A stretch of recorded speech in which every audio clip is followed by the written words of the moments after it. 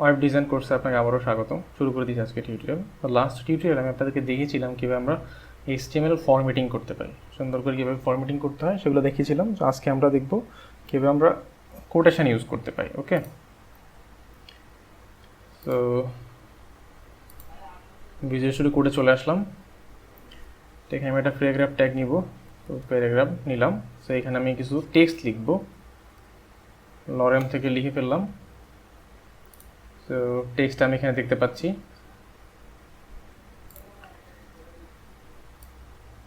তো প্রথমে হচ্ছে আমরা যেটা ইউজ করব কোটেশনের মধ্যে ব্লক কোটেশন। যেটা ব্লক কোটেশন মিন্স কি, সাপোজ ধরুন আপনি ব্লক করে করে কোনো কোটেশন দিচ্ছেন, তার মানে প্রথমে উপরে আপনার একটা টাইপ থাকবে, তার মধ্যে তার কোটেশনটা দিবেন।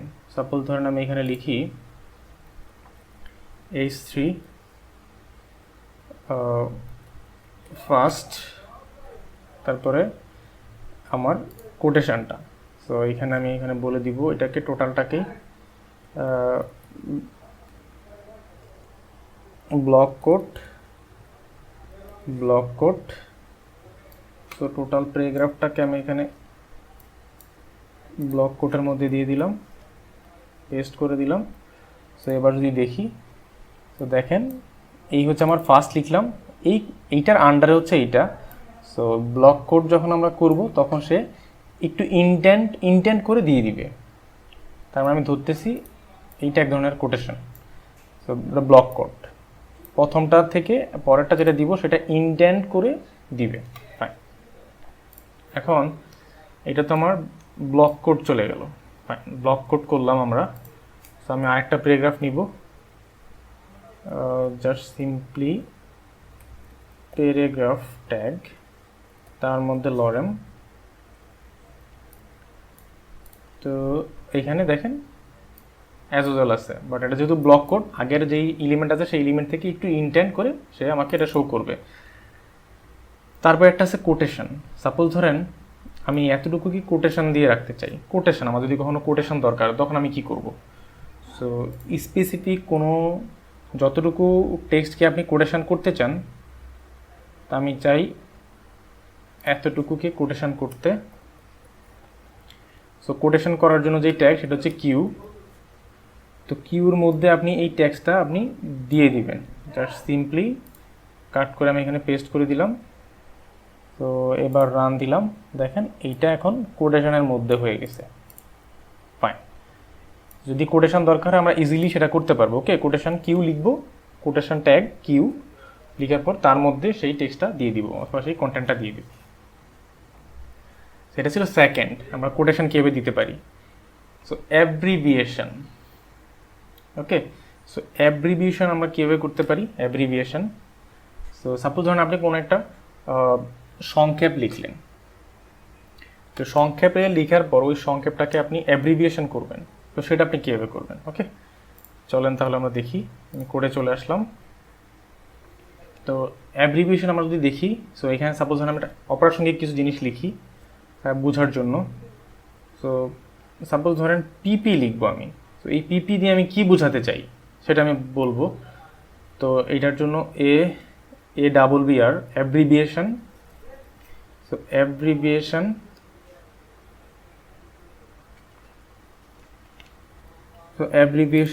অ্যাব্রিভিয়েশনের মধ্যে এখানে লিখবো টাইটেল দিব সাপোজ ধরেন প্রোগ্রামিং পল্লী। সো এইখানে থাকবে পিপি। ওকে, সেভ দিলাম। সো এখানে আমি দেখতে পাচ্ছি পিপি।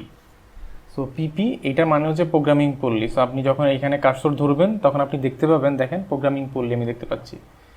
সো এটা হচ্ছে আপনার অ্যাব্রিভিয়েশন। যদি এরকম কোনো শর্ট ফর্ম লিখেন, শর্ট ফর্মটা লেখার পর সেটাকে আপনি অ্যাব্রিভিয়েশন করে দিতে চান যাতে মানুষ এখানে কার্সর নিলে সেটা দেখতে পায় এটা আসলে আপনি কি বোঝাতে চেয়েছেন, তখন সেখানে কার্সর রাখলে সে বুঝতে পারবে যেটা হচ্ছে প্রোগ্রামিং পল্লী। সো এখানে যখন অ্যাব্রিভিয়েশন লিখি তখন এখানে ডট ডট ডট ডট নিচে চলে আসে।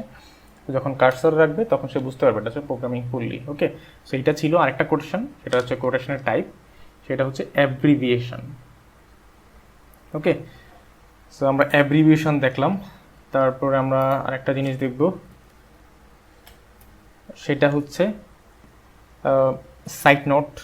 আমরা অনেক ক্ষেত্রে সাইট নোট ইউজ করি। ওকে, তো আমরা সাইট নোট ইউজ করি, তো আমরা তখন এখানে লিখতে পারি সাইট দিয়ে এখানে আমি প্যারাগ্রাফ ট্যাগ নিব, paragraph suppose written by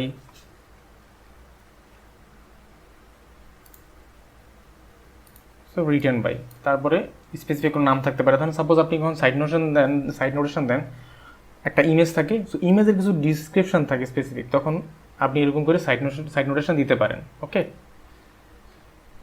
fine. আর একটা অপশন আছে বাই ডিরেকশনাল, বিডিও, যদি আপনার কখনো দরকার হয় সেটাও আপনি করতে পারেন ইজিলি। ওকে, সো বিডিও আমি আরেকটা লিখি সাইট নোটেশনের বাইরে। সো বাই ডিরেকশনালের জন্য video. So bidirectional means কি, আপনি যেটা লিখবেন সেটা বাই ডিরেকশনাল উল্টা দিক থেকে হবে। ওকে, তো এইখানে আমি তাকে ডিরেকশনটা বলে দিতে হয়। ডিরেকশনটা কি, RTL, then this is my YouTube link, save দিলাম।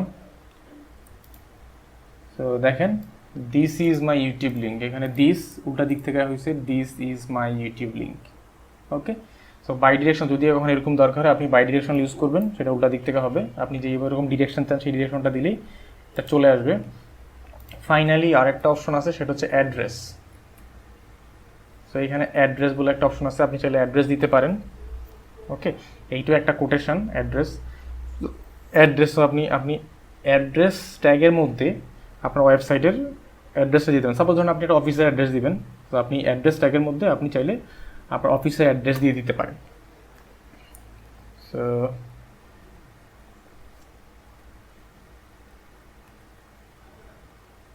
এমডি ফয়সাল দিলাম, আমি ব্রেক ট্যাগ ইউজ করলাম এর মধ্যে, দেন লিখলাম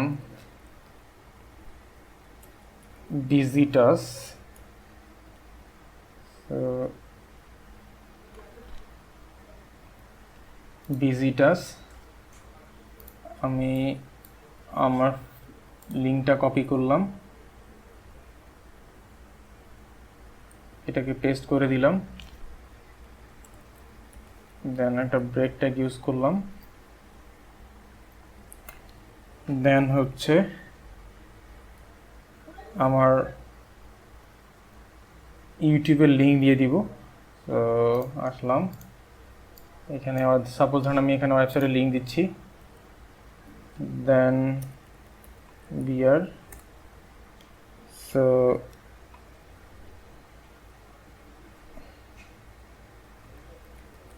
মিরপুর 1216 ঢাকা।